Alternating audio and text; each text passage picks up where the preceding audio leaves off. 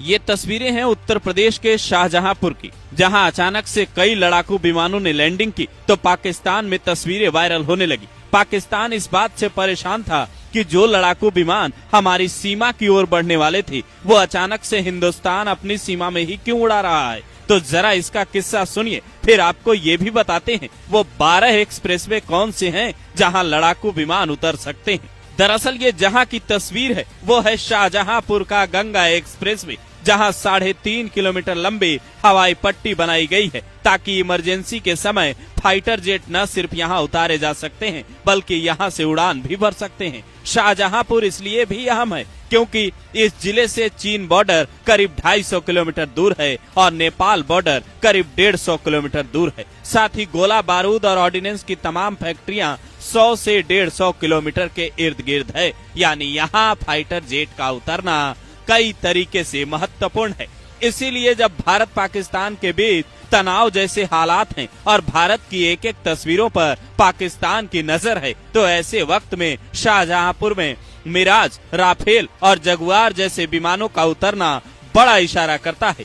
AN-32 लड़ाकू विमान ने एक्सप्रेसवे पर टच एंड गो किया, फिर दूसरे विमान ने एक्सप्रेसवे पर लैंड किया, लेकिन जैसे ही वो आगे बढ़ता हवा की गति इतनी तेज थी कि पायलट को विमान का रुख हवा की दिशा में मोड़ना पड़ा।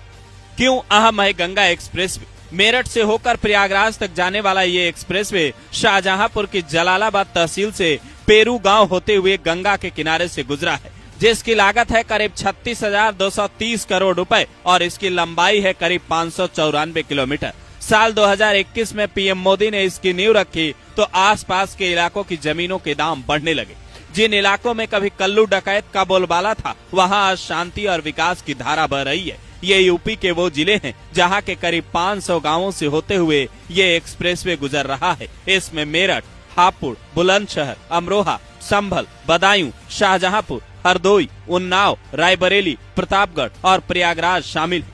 इस एक्सप्रेसवे से सेना को भी जबरदस्त मजबूती मिल रही है, पर शायद आप ये जानकर दंग रह जाएं कि ये यूपी का पहला नहीं बल्कि चौथा एक्सप्रेसवे है जहां फाइटर जेट उतर सकते हैं। इससे पहले पूर्वांचल एक्सप्रेसवे, आगरा लखनऊ एक्सप्रेसवे और यमुना एक्सप्रेसवे पर पहले से ही ये सुविधा मौजूद थी। हिंदुस्तान में कुल 12 ऐसे एक्सप्रेसवे हैं जहां इमरजेंसी में फाइटर जेट उतर सकते हैं, जबकि पाकिस्तान की हालत आप देखें तो इस मामले में हिंदुस्तान से वह काफी पीछे दिखता है। यही वजह है कि हिंदुस्तान की ऐसी तस्वीरें देखकर पाकिस्तान की जनता अपने हुक्मरानों को ही कोसने लगती है। इन 12 एक्सप्रेसवे पर उतर सकते हैं लड़ाकू विमान। पहला यमुना एक्सप्रेसवे, दूसरा पूर्वांचल एक्सप्रेसवे, तीसरा लखनऊ आगरा